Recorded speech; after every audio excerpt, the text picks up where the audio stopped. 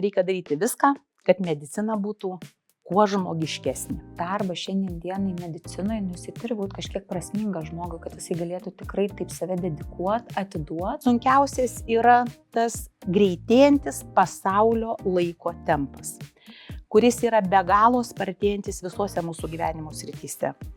Lygiai taip pat jisai spartėja ir darbe. Kai tu gali leisti savo su pacientu kalbėti daugiau, privačiose klinikose, tikrai, aš manau, ne tik pacientui, bet ir gydytojui yra daug didesnis komfortas ir kaip sudėtinga klinikiniams tyrimams įrodyti žmogaus individualumą. Visos priemonės, kurios padeda žmogui sveikti, kurios gerina jo gyvenimo kokybę, jos yra visos pateisinamos. Labas, aš esu Gintarė, o tu klausaisi laidos Endobiogenika, kurioje tyrinėjame sveikatą ir laimę iš įvairių pusių. Man sveikata sunkiai atsiejama nuo laimės. Pakanka pasijusti blogai ir atrodo, kad laimės nelieka.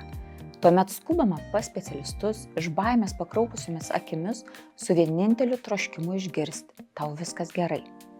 Tačiau gyvenime būna situacijų, kai specialisto užduotis kur kas sudėtingesnė.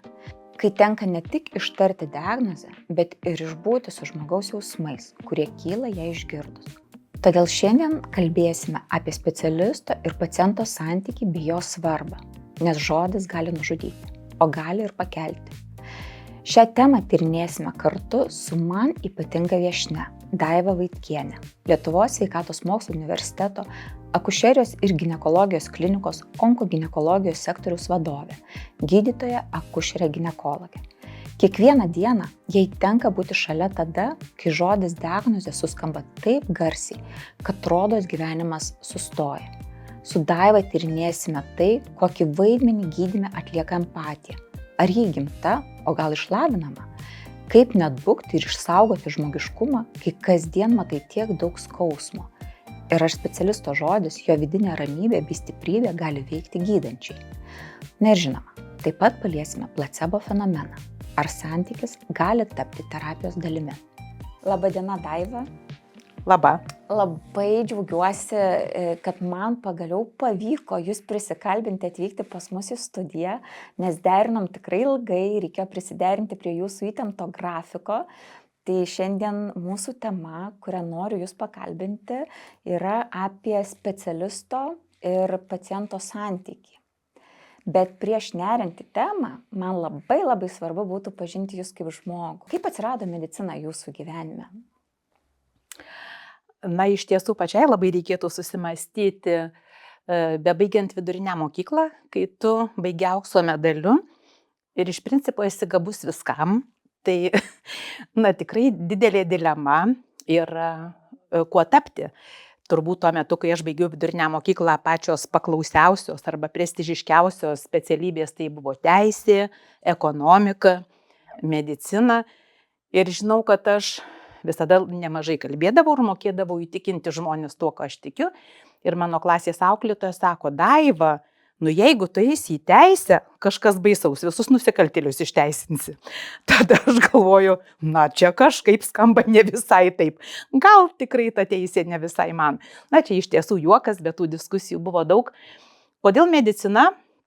Negalėčiau 100% atsakyti, bet baigdama 8 klasę, matyt jau ir anksčiau galvojau apie mediciną, nes laimėjau Lietuvos pionieriaus jaunojo korespondento vardą už rašinį.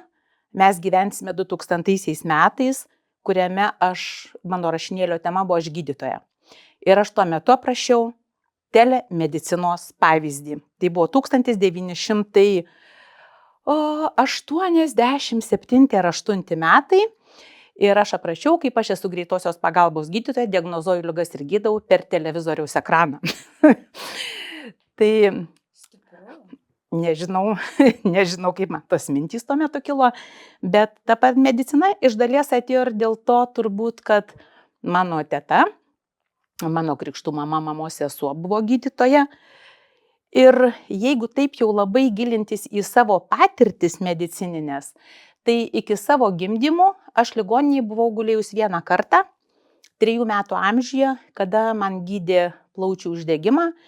Ir aš prisimenu, kaip vaikas labai skaudžias ir liūdnas patirtis, aš neprisimenu jokio gydymo, aš neprisimenu jokio fizinio skausmo, aš prisimenu begalinį tėvų ilgesį apie tai, kad aš buvau mėnesį, tėvai sakė, kad toj ligoninėje gulėjau, ir 3 savaitės buvau atskirta nuo savo artimųjų ir labai gerai atsimenu, kaip mama atėjo lankyti į ligoninę atnešusi kažkokiu tai skanėstų ir durys, ta siena skyriaus vaikų buvo iš tokių storų stiklinių plytelių, per kurias tu matai tik žmogaus šešėlį.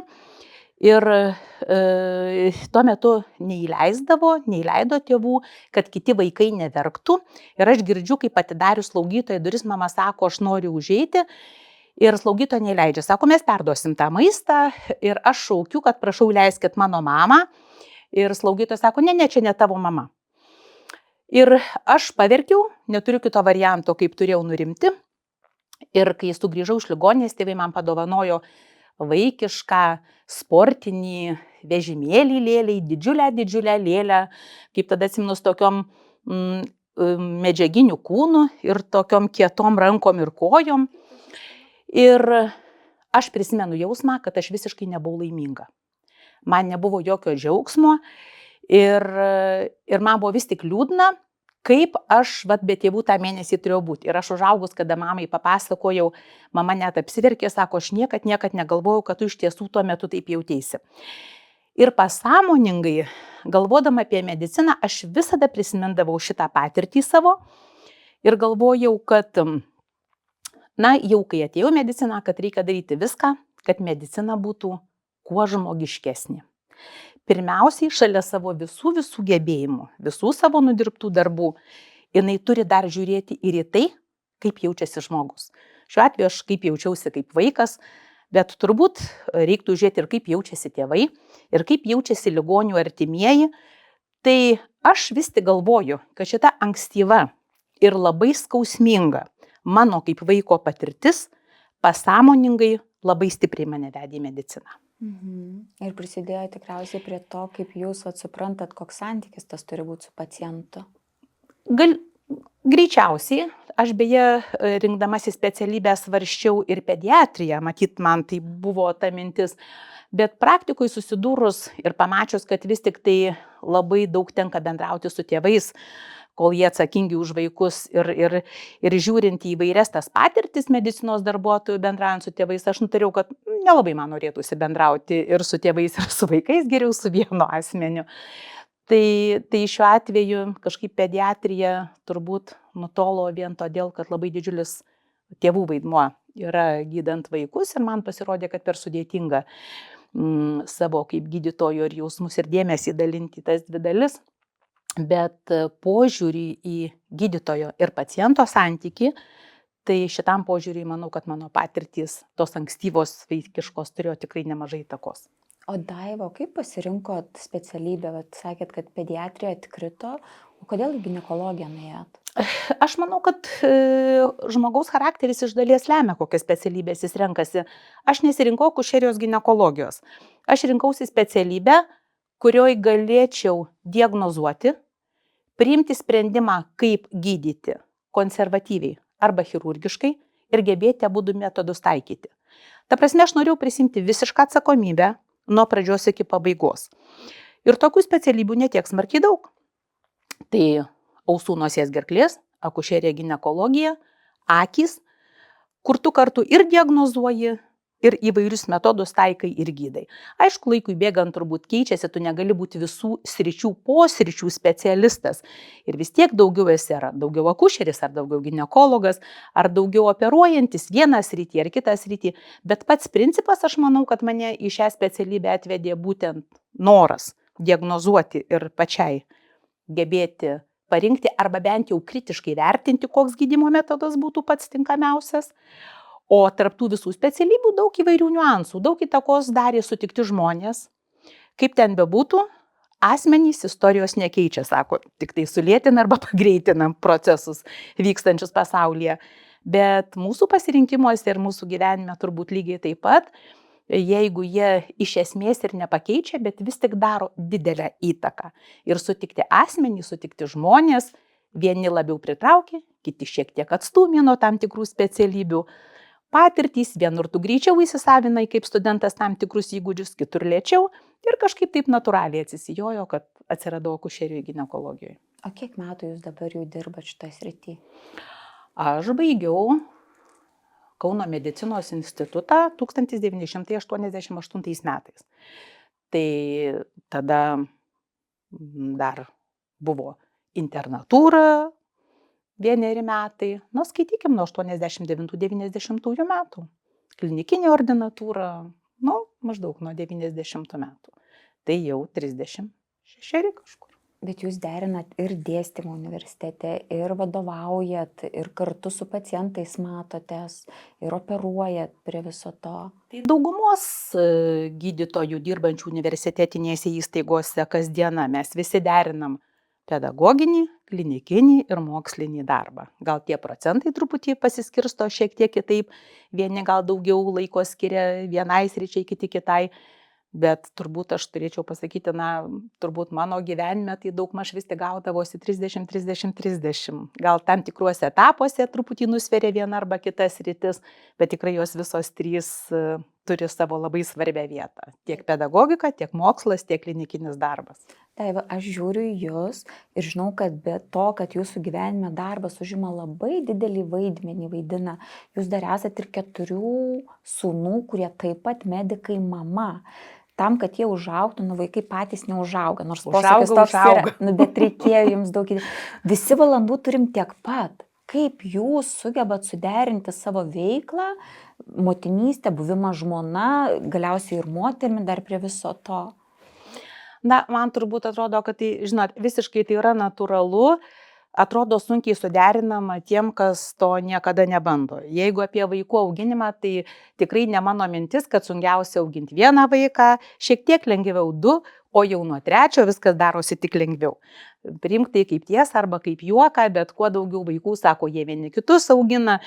Vėlgi turbūt vienareikšmiškai priimti negalima, yra savi rūpesčiai, kurie yra skirti tėvams, kuo turi rūpintis, bet labai dažnai, ko žmonės labai bijo, tikrai turbūt nereikia bijoti tam vaikų auginime. Taip, jie reikalauja dėmesio ir turbūt daugiausiai reikalauja meilės, reikalauja laiko. Su meilė turbūt viskas tvarkoj, su laiku skirtu tikrai negalėtum pasigirti. Ir tikrai, kai atsisukė atgal, norėtųsi, kad to laiko daugiau būtų skirta vaikam.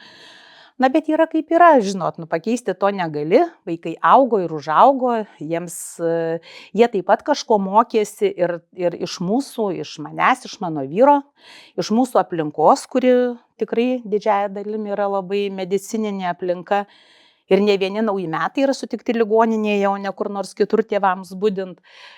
Tai, bet tas faktas, kad jie patys tapo ar ruošiasi tapti medikais, rodo, kad turbūt ta sistema ir tas gyvenimo būdas, koks jis nebūtų idealus, neatbaidė. Ir net jeigu jis yra ir nelengvas, yra turbūt tam tikrų dalykų, aš daugiau įsivaizduoju emocinių ir prasminių, kurie gali tave laikyti šioje medicinos sistemoje. Tikrai ne finansinių, tikrai ne kažkokio labai gyvenimo būdo, kur gali lengvai ir greitai gyventi, bet jeigu šiais laikais, kai yra tokių greitesnio kvalifikacijos pasiekimo, greitesnio įsitvirtinimo profesinėje bendruomenėje kelių ir specialybių, jeigu jie išlieka ir dar išliks medicinoje, tai vadinasi kažkas dar tokio vertybiško yra.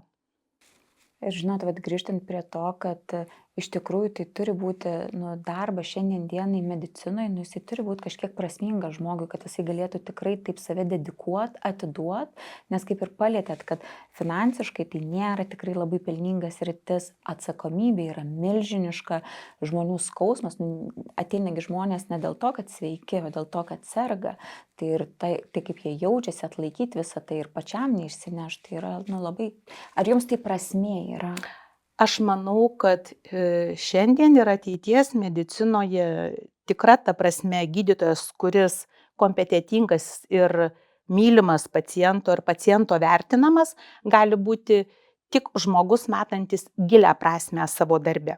Be abejo, visi darbai yra skirti tam, kad mes uždirbtume pinigus, kad pragyventume mes, kad pragyventų mūsų šeimos, bet tų pragyvenimo kelių ypatingai gabiem žmonėm, ypatingai tiem žmonėm, kurie gali labai greitai integruotis į naujas specialybės, naujus pasiekimus ir greitai reaguoti į besikeičiančią pasaulyje situaciją. Mes patys neturėjom tokių galimybių, kai baigėm 11 klasių prieš daug metų. Tai tie, kurie išliks medicinoje ir jie dirbs joje ir bus sėkmingi, tikrai turės būti ne vien norintys, bet ir tikrai pašaukti. Nes jeigu tu neturėsi tikėjimo, neturėsi dvasinio ryšio ir to patvirtinimo prasminio, kodėl tu čia esi, kitų dalykų yra labai sudėtinga surasti. Todėl, kad lyginamąją prasme, lygint su kitom profesijom, tu visada, būdamas gabus ir gabus viskam, surasi kitų kelių, kuriais tu gali būti daug greičiau profesionalas, turtingesnis, žinomesnis ir sėkmingesnis visoje visuomeniai. Taip. O kas jums sunkiausia savo darbe yra? Turbūt skirtingose gyvenimo etapuose skirtingi dalykai buvo. Kol tu esi jaunas, yra ganėtinai jaunam žmogui, tik baigusiam, man sunkiausia buvo turbūt įgyti savyje tvirtumo ir pasitikėjimo, kad aš viena, be kolegų, galiu priimti kažkokius sprendimus. Nes dirbant 3 lygio universitetinėse įstaigose mes tampam labai gerais specialistais, bet mes esam kolektyviniai specialistai. Rezidentai paruošiami geriausi, puikiausi specialistai. Bet jie pajaučia savo atsakomybę tik tada, kada išvyksta iš tos 3 lygio įstaigos. Jie visada supami vadovų, kolegų, kurie pritarė arba jų sprendimams, arba šiek tiek juos pakoreguoja. Ir net kai tu labai atrodo viską gerai moki, kai išvažiuoji ir tau reikia priimti vienam sprendimą, aš labai puikiai prisimenu, man buvo labai baisu. Man buvo labai baisu padaryti klaidą. Visada galvojau, o gal kažkas gali dar geriau pasakyti, to patvirtinimo. Žinot, aš nuo tos ligos pagijau, man atrodo, per pirmus kokius 1-2 mėnesius. Pakankamai greitai, bet yra psichologinis tam tikras žmogaus, tu pasikonsultuoji, pasiklausi ir teisingai padarai, kad jaustumės savarankiškas vienas būdamas. Be abejo, tu toliau tobulėjai ir likusi visą gyvenimą. Skirtingame etape skirtingi dalykai. Tada, kada aš rašiau disertaciją, man buvo labai sunku suderinti ir klinikinį darbą, ir mokslinį darbą, tiesiog laiko prasme. Ir tuo metu tavo turbūt 80-90% galvos buvo užėmę moksliniai dalykai ir norėjosi kuo greičiau viską užbaigti ir tai buvo tikrai labai sunku.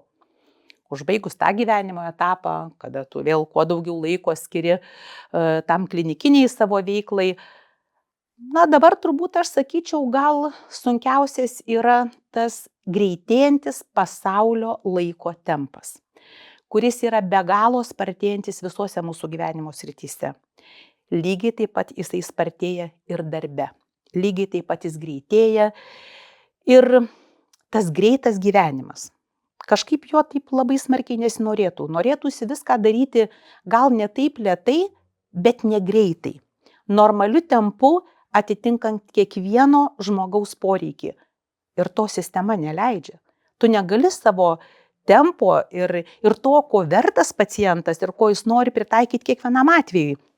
Yra fiksuotas tavo konsultacijų laikas nepriklausomai nuo paciento ligos sunkumo, nuo to, ar jis pas tave atvyko 1, 5, 3 ar 10 kartą, nuo jo bėdų, nuo jo skaudulių, nuo jo charakterio, nuo to, ką jis nori pasakyti, kiek išsipasakot. Ir žinot, tas tempas jisai tam tikrą prasme žudo. Ir kai tu gali leisti konsultacijos laiką ilgesnį, kai tu gali leisti savo su pacientu kalbėti daugiau, privačiose klinikose, tikrai, aš manau, ne tik pacientui, bet ir gydytojui. Yra daug didesnis komfortas, kai tu gali savo žinias ir savo darbą atlikti tas pačias žinias, tuos pačius savo norus, pritaikyti negreitai bėgdamas, o tą darydamas lėtai ir maksimaliau pritaikydamas tiek prie paciento, tiek prie savo poreikių ir komforto. Tai atsakydama į tą klausimą, kas labiausiai žudo, tai tempas, gyvenimo ir darbo tempas. Kaip smagu, išgirdau vieną momentą, ties kuo nebuvau susimąsčius, visada galvojau iš paciento pusės, kad labai svarbu pacientui būti pamatytam, bet dabar klausydama jūsų išgirdau, kad Tai yra svarbu ir gydytojui, kad jisai galėtų atiduoti viską pacientui neskubėdamas, netildamas į tuos ten 15 ar ten pusvalandžio rėžius, kur ir dokumentus turi supildyti, ir pakonsultuoti, ir apžiūrėti, ir dar, nu, nežinau, pasakyti viską greičiausiai pacientui. Tai jo. O tempas tikrai žudo. Pritariu vienareikšmiškai. Man teko iš pacientų jūsų girdėti ir visi, nei vieno negirdėjau, kuris skųstusi, bet iš visų girdėjau, kad jūsų dėmesys konsultacijos metu, kad niekada nepasijautė žmonės, kad jūs skubate, nors aš tikiu, kad žinant jūsų užimtumą, jūs tikrai skubate ir kad žmogus sako, man skiria tiek laiko, kiek man reikia, aš išėjau nurimęs, nors žmogus turi ten 4 stadijos diagnozę ir jisai sugeba nusiraminti, būdamas su jumis.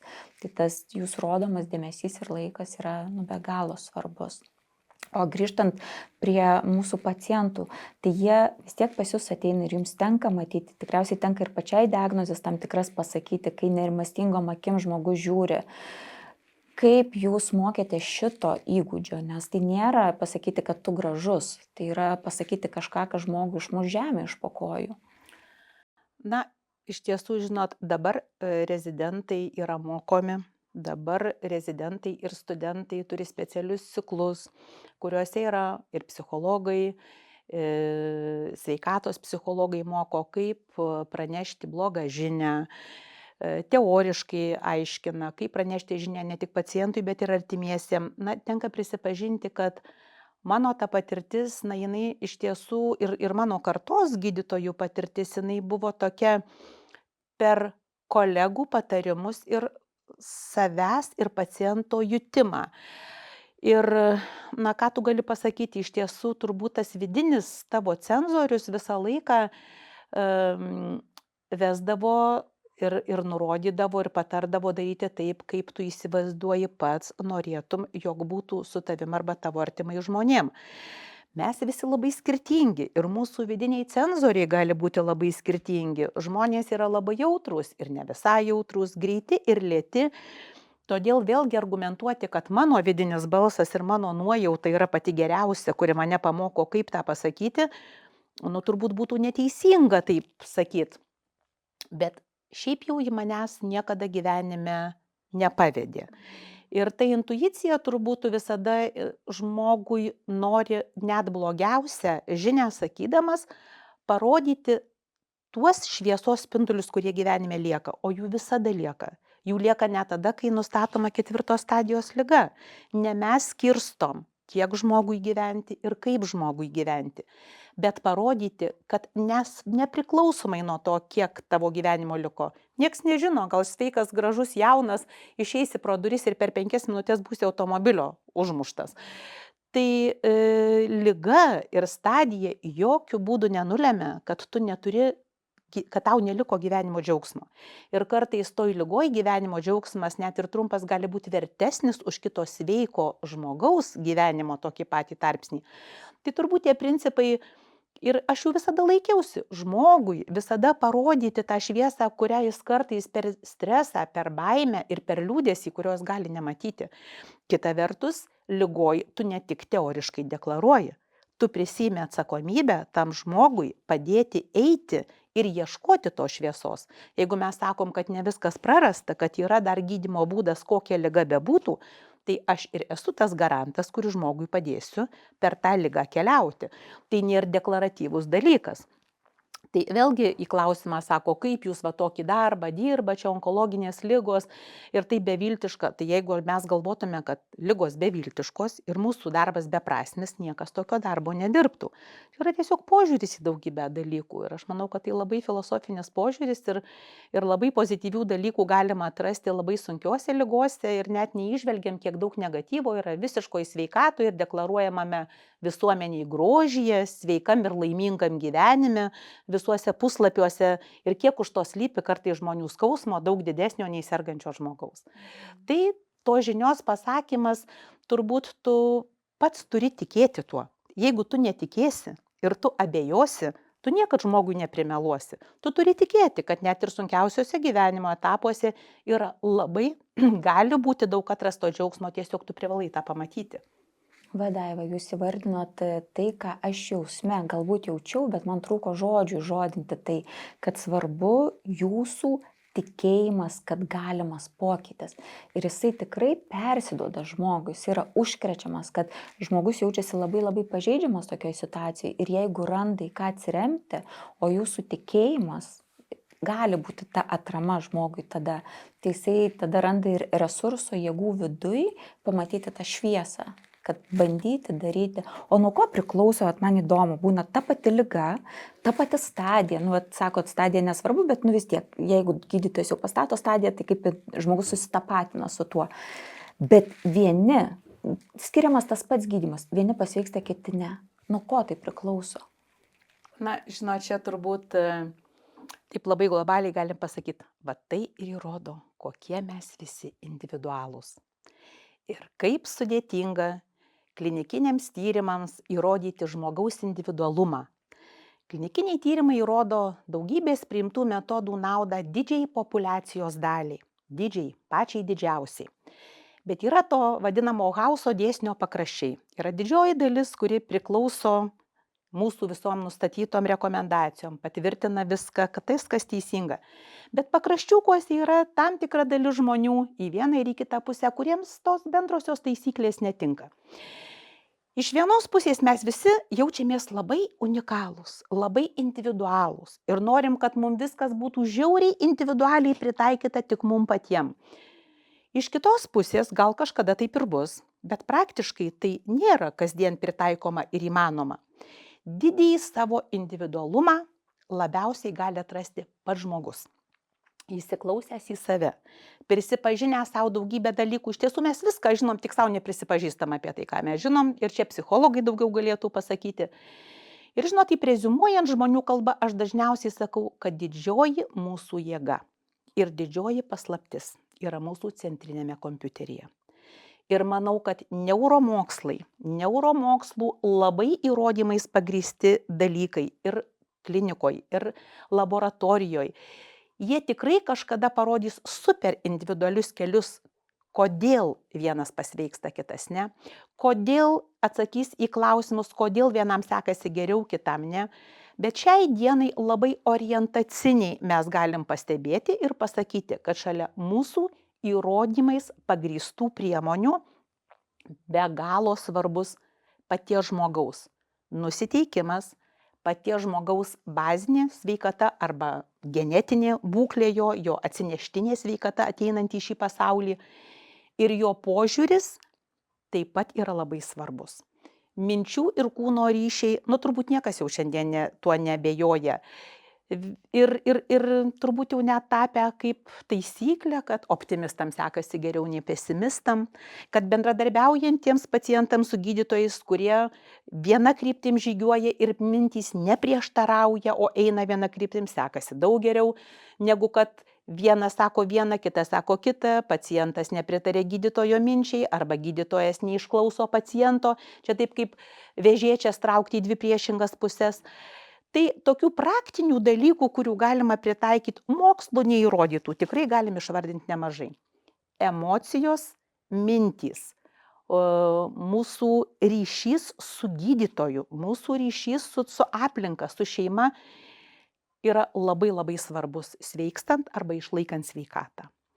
O tas mūsų individualumas slypi ir mūsų genetinėme potenciale, ir mūsų keičiamame potencialę, mūsų smegenų generuojamą potencialę, mūsų požiūryje į gyvenimą, į gyvenimo prasmę, į kūną, į dvasią, į mūsų minčių ir kūno ryšį, į daugybę dalykų, kurių kiekvienam vadovėlį paprastais postulatais neišdėstysi. Tai čia galima sakyti, kad tas placebo efektas, kur neapima jau moksliniai tyrimai, o yra daugiau su žmogum susijęs, su jo tikėjimu, nusiteikimu, pozityvo tokiu matymu, tai čia tas garantuojamas, kur tyrimais 30%, kad yra placebo. Gali būti? Turbūt placebo efektas tik tai dalį apima to, apie ką aš kalbėjau, tai būtų galbūt žmogaus tikėjimas kažkuria priemonė paskatina jo tam tikrų centrinės nervų sistemos centrų veikimą, kuris generuoja, užsuka tam tikrus signalus keičiančius mūsų hormonų dinamiką, mūsų neurotransmiterių dinamiką, mūsų imuninės sistemos dinamiką. Ir tai, taip, tai yra per žmogaus tikėjimą kažkuo. Tikėjimą vaistų, tikėjimų tablete, tikėjimų gydymo priemonė, tikėjimų žmogumi, tikėjimų žodžiu. Tų tikėjimų yra įvairių ir daug. Ir mes kartais, žinokit, gydytojai juokaujam. Būtų labai smagu galėti išrašyti receptą placebui, kuris tikrai veikia. Visos priemonės, kurios padeda žmogui sveikti, kurios gerina jo gyvenimo kokybę, jos yra visos pateisinamos. Tai turbūt placebo poveikį reiktų vertinti per tai ir aš nematau čia nieko nei blogo, nei gėdingo. Taip, jeigu tai veikia, tai Jeigu tai kodėl veikia. ne? O grįžtant prie santykio su pacientu, empatija, kiek jinai svarbi gydytojo darbe? Aš manau, kad empatija yra svarbi ne tik gydytojo darbe, jinai svarbi absoliučiai visuomeniai, bet kur mums bendraujant vienam su kitu. Bet kur. Jinai be galo turbūt svarbi ir kai jūs Maksimos kasoj pardavėja aptarnauja, kaip jinai jūs pasižiūri, kai tu po sunkios darbo dienos ateini, mes galim labai pagerinti vieniem kitiem nuotaiką arba labai ją sugadinti. Galbūt sureikšminama tas empatijos vaidmuo medicinoje todėl, kad tai liečia jau žmogų turintį sveikatos problemų, kurio tolerancijos ribos yra galbūt šiek tiek mažesnės, kuris ir šiaip yra pavargęs, arba jam skauda, arba jam yra blogai, arba jo emocija yra tikrai tokia liūdna, jo rezervai yra mažesni atkentėti viską, kur aplinkui tau pasaulis iššūkius kokius siunčia. Manau, kad empatija yra begaliniai svarbi šitoj vietoj ir turbūt supaprastinus reikėtų pasakyti, jeigu taip labai kategoriškai, žodis gydo, žodis žudo. Ir jeigu sveikas žmogus, mes vaikus mokinam, nekreip dėmesio, jeigu tau kažkas kažką blogo pasakė, kaip nuo žąsies vanduo nusisuk ir taip toliau, pirmiausia, ne visada išeina ir kartais sergančiam žmogui tai labai sunku. Ir pasakyti, kad kažkas tau kažką blogo, pacientai skundžiasi, kaip kažkas pakeltų tono, ar kažkaip ten pasakė, arba labai nuliūdino. Mes suprantam, kad pasaulis nėra tik labai auksinis, pūkuotas ir švelnus ir visi yra tik žmonės, pavargsta gydytojai, pavargsta slaugytojai, pavargsta absoliučiai patys tie pacientai ir tikrai visko tam gyvenime būna. Bet turbūt tos empatijos labai reikalinga visiems iš visų pusių. Gydytojams reikalinga, kad labiau suprasti pacientą ir padėti jam sveikti. Pacientui reikalinga taip pat tam tikra prasme empatija bendraujant su visu aplinkiniu personalu gydantis, kad tu žengtum koja kojon arba jeigu matai, kad čia ne tavo, ne tas kabinetas, ne tas specialistas, tai daug lengviau apsisukti, išeiti ir ieškoti kitos vietos, kur tavo jausmai būtų sinergistiškai veiktų. Iš karto būtų geresnis veikimas. Tai to suvokimo ir supratimo reikia visada iš abiejų pusių. Bet be abejo, gydytojai mes dirbam savo darbą, mūsų kasdien sutinkami žmonės dažniausiai yra sergantys, o nesveiki, o pacientai turbūt ne kasdien susiduria su gydytojais. Tai be abejo, kad mūsų gebėjimas išgirsti, suprasti ir nuspėti, nujausti paciento visus skaudulius ir padėti jam kartais net ir jo norimų ritmu žengti į sveikatą yra labai svarbu. Ne vien tik kaip parašyta, koks protokolas gydymo turėtų būti. Bet kaip, aš galvoju, vis tiek to skausmo yra daug jūsų darbe. Ir jūs matot skausmą. Kaip gydytojams nepriimti to skausmo per arti savęs, kad jau nepradėtų veikti, bet kartu ir nenužmogėti, nes labai toks slidi riba yra tarp to ir žmogiškų būti, bet ir neišgyventi už pacientą pilnai. Žinot, recepto tikrai negalėčiau pasakyti. O ką jūs darot? Turbūt kažkaip, aš jau nebeprisimenu, kaip ten buvo, kai labai jaunas buvai, bet aš nebuvau iš tų, kur visom ligom perserga. Ne? Ne. Nes čia sako, kad studentai perserga. Dauguma studentų perserga, visas ligas matuojasi savo, pirmiausiai vienom ir kitom. Kažkaip aš neprisimenu. Niekad aš nebijojau tų ligų ir jų nesimatavau prie savęs ir šito neprisimenu. Bet kaip neprisiimti žmogaus skausmo, vėlgi psichologai turbūt turi labai konkrečių patarimų.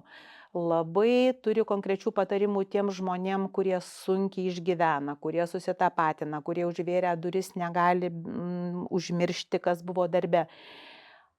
Tam tikrą prasme aš manau, kad visi gydytojai to dalyko turi. Aš neįsivaizduoju, kokioj specialybėj galima būtų tokį svajonių grafiką įsivaizduoti, kad užvėriau duris 5, 6, 7 ar 8 vakaro ir negalvoju, kas su mano pacientais.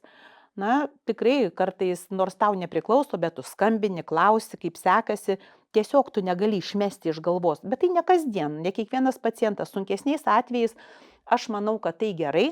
Taip ir turi būti, kartais tau gimsta įvairios mintys, net ir nesant darbe, o galvojant, po to su kolegom tu nuotoliu gali pradėti galvoti ir siūlyti kitiem kitas mintis, tau nušvinta įvairios idėjos.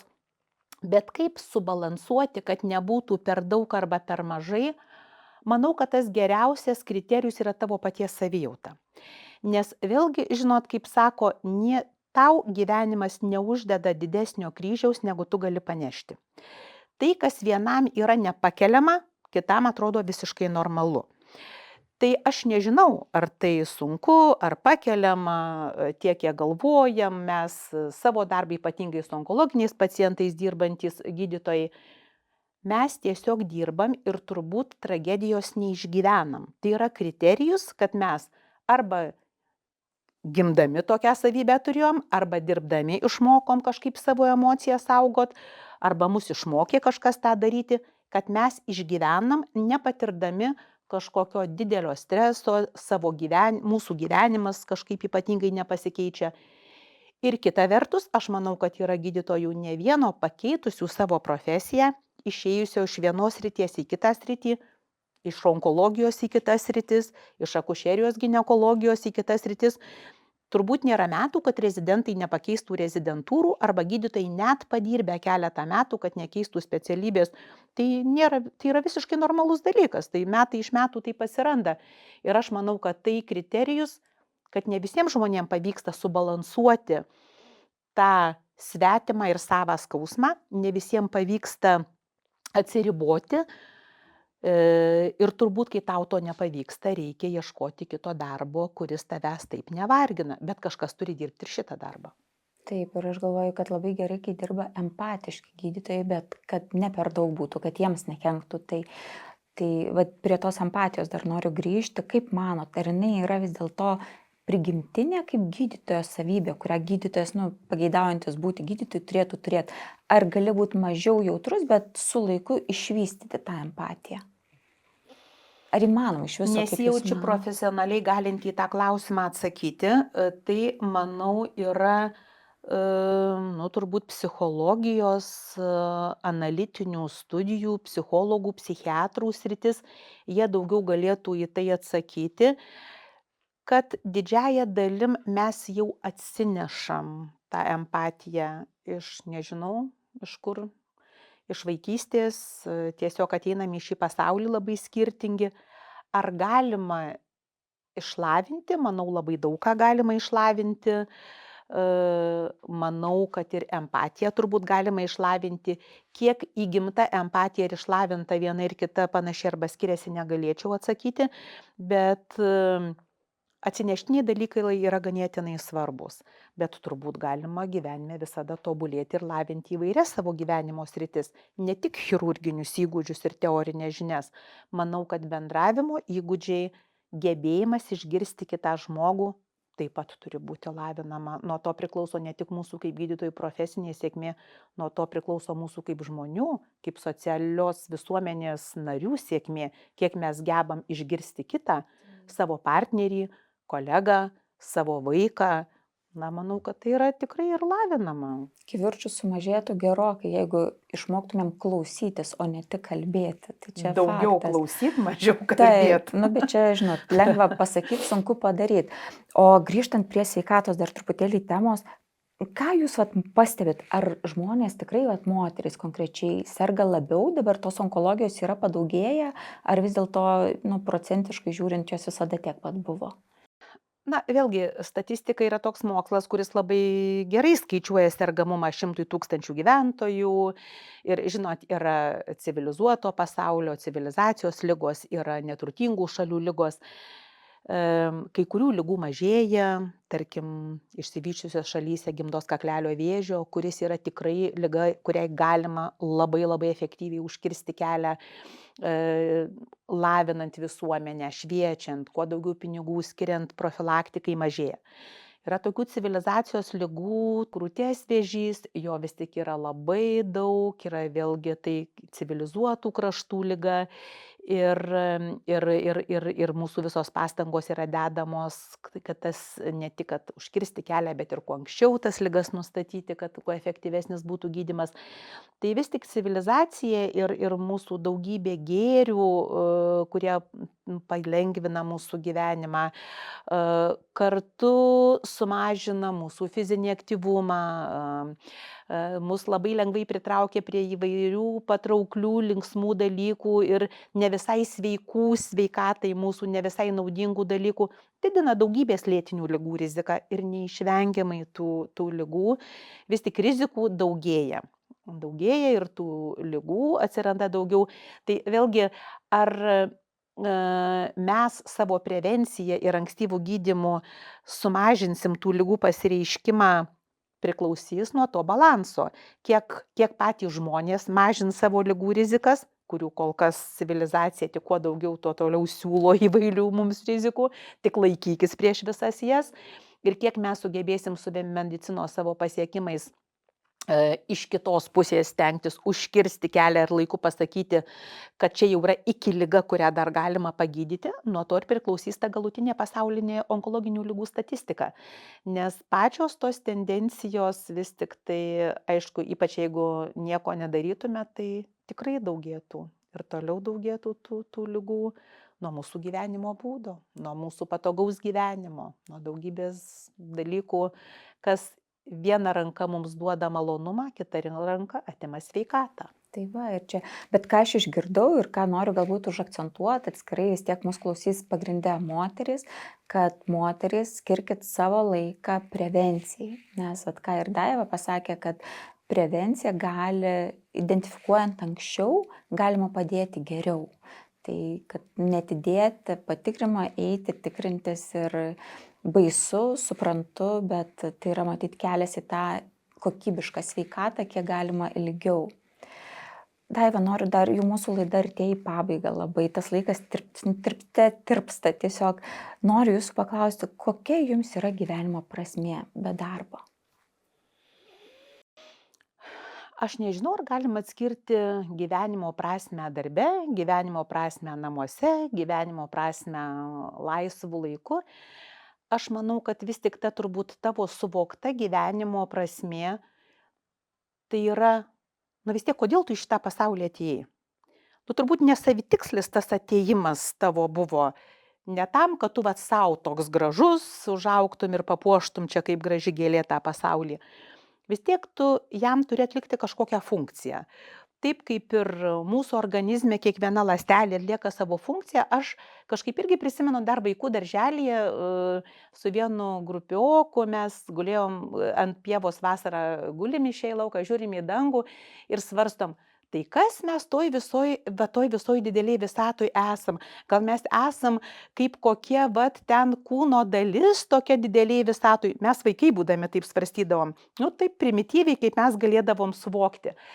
Tai jeigu taip ne visai primityviai, aš manau, kad mes visi turim tam tikrą funkciją ir ta gyvenimo prasmė, turbūt aš įsivaizduoju mano, kad ir iš daug atsitiktinumų jinai susidėšiusi, vis tik pagrindinė tavo užduotis padėti kitiems žmonėm ir savo, ta prasme, tai pačiai gyventi sėkmingiau, nugyventi savo kelią, ne kieno nors kito, savo kelią. Koks jis bebūtų sunkus, bet nugyventi kaip įmanoma sklandžiau.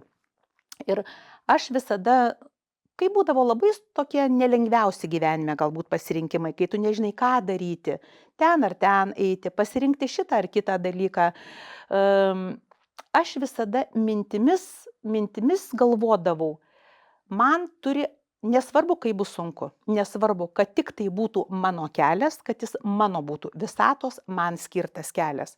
Jeigu jis bus mano, koks jis sunkus bebūtų, neišvengiamai aš jį nueisiu, nes tiesiog tai yra mano kelias. Ir galbūt tai yra tokia savęs pateisinimas arba savęs įrėminimas į tam tikras funkcijas. Nėra sunkaus, super sunkaus arba lengvo kelio. Yra tavo kelias, kuris yra. Ir aš įsivaizduoju, kad iš daugybės atsitiktinumų pakliuvus į tą medicinos sritį, manau, kad mano užduotis yra padėti žmonėms, su kuriais aš besusidurčiau. Nebūtinai su ligoniais, su ligonių artimaisiais ir su visais, bet kuriais žmonėms sutiktais gyvenime, kad jų kelias per šį gyvenimą su mano pagalba gerėtų, o ne blogėtų. Labai graži prasmė. Jau visai prie pat pabaigos ir turiu jums kelis klausimus. Pirmas klausimas būtų, ką jūs patartumėt jauniems gydytojams? Kas yra svarbu jų darbe? Aš manau, kad kiekvienam darbe yra labai svarbu kompetencija. Pirmiausiai, tu turi nemeluoti, ką tu žinai, siekti žinoti tiek, kiek tau priklauso ir stengti žinoti maksimaliai daugiau, žinojimui ribų daugiau nėra. Antra, labai svarbi taisyklė. Niekada nebijoti prisipažinti, kad tu kažko nežinai, nes tu nežinai žymiai daugiau negu žinai. Tai jokia negėda, tai yra sąžiningumas, nes visada, ypač kol tu jaunas, bus žmonių, kurie už tave žino geriau. Niekad nebijoti klausti pagalbos. Ir tai nežemina žmogų, tai išaukština. Nežinojimas arba prisipažinimas, kad tu nežinai, man jaunus kolegas nežinau, kiek laiptų pakelia aukštyn, kad jie neapsimeta, bet atveria kelių žinojimui. Ir tai yra pagrindinis kelias tobulėti. Antra ir trečia turbūt jau būtų, darbas neturi būti našta, neturi būti skaudulys, neturi būti sunku eiti į darbą, koks jis bebūtų. Lengvas, malonus, ne visai malonus, sudėtingas, tai neturi būti skausmas tau jį eiti. Tai turbūt pagrindiniai tokie dalykai, bent jau pradžiai, kurie galėtų vesti toliau eiti tuo keliu, kurio pradėjai. Jeigu tu jautiesi, jog negali būti kompetentingas, jeigu tu gyveni nuolatiniai baimiai arba jautiesi, kad tu kažko nežinai ir nepasitiki savim, ir dar bijai to prisipažinti, turbūt reikia ieškoti kitos profesijos, kito kelio, kitų sričių, kur tu galėtum jaustis geriau. Puiku, o dabar pažiūrėkime iš kitos pusės. Pacientas. Ką patartumėt pacientui, kuris gauna diagnozę ir jam gyvenimas griūva akyse? Nes mirtis tarsi įjungia kažkokį kitą laikrodį, nors visi mes mirsim, bet tada tarsi tais laikas kitaip pradeda tiksėti. Čia, žinot, ką patarti pacientui. Papuolus į tokią situaciją. Jūs iš savo patirties daug pacientų matėt, kaip reaguoja žmonės, kas suveikia labiausiai, ką susitelkti galbūt. Turbūt ligos, jos pirmiausia žmogų priverčia perkratyti savo vertybės. Tai kaip žmogui pačiam susivokti savo gyvenime, savo vertybėse, savo gyvenimo kely, čia gydytojas turbūt net ir nepatarėjas, čia turbūt žmogus pats turi suprasti, kas jam yra svarbu. Ir mes filmą ne vieną matę, kaip pasikeičia žmonių gyvenimo keliai, planai, susidūrus su nepagydomom arba labai tragiškom ligom arba pajautus tą baigtinumą gyvenimo. Kaip gydytojas, ką galėčiau pasakyti, už savęs suvokimo ir kalbant apie kelią ėjimo ligos, sveikimo arba gyvenimo su liga keliu, reikalinga komanda. Kaip ir sporte, reikalinga palaikanti komanda, kur visi turi savo funkcijas. Kažkas vadovauja, kažkas prižiūri, kažkas palaiko, kažkas su tavim kartu džiaugiasi, kažkas su tavim kartu liūdi. Nes visada grupėje yra žymiai lengviau. Ir jeigu tau nepavyko pirmą kartą su komanda, juk mes visi skirtingi, tau nepatiko kažkas, tu visada esi laisvas ieškoti kitos komandos. Ir aš manau, kad tikrai pateisinama ir net skatintina, kai žmonės ieško kitos nuomonės.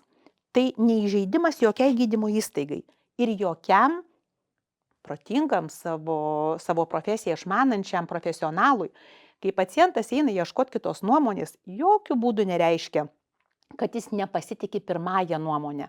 Kartai žmogui, kad susitaikyti su vienu arba kitu keliu per ligą, reikia 2, 3, 4 vien tam, kad jis susigyventų arba surastų savą kelią iš 3, 4 ar 2 skirtingų nuomonių, nes medicinoje labai retai būna vienas kelias. Dažniausiai mes sakom, galima taip, galima taip, galima taip. Ir vėl žmogus, o ką jūs patarsit? Jau mes ir patarėm 3 kelius, jūs pagal save renkatės. Visiškai normalu, kada žmogus ieško kito patarimo, 2, 3 nuomonės, kol suranda savo. O kai jau tu surandi savo kelią, koks jisai sunkiausias bebūtų, tikrai tu jį nueisi nugyvensi su savo palaikymo komanda. Ačiū Jums, Daiva, labai. Dėkui už tą laiką, kurį skyrėt, kad ir sunku, bet atradot, atvažiavot, pasidalinot. Prašysiu prisižadėti, kad grįšit dar kartą ir galėsim pakalbėti giliau apie ligas, apie požiūrį į jas. Tai galit prisižadėti. Tai be abejo, nes labai ilgai vienu metu kalbėti gali būti labai nuobodu. Gerai, ačiū Daiva dar kartą labai Jums. Ačiū tau, kad žiūrėjai. Jeigu šis epizodas tau patiko, paprašysiu paspausti patiktuką. O jeigu kartais neprenumeruoji mūsų kanalo, tai kviečiu jį prenumeruoti. Ačiū dar kartą ir iki kitų kartų.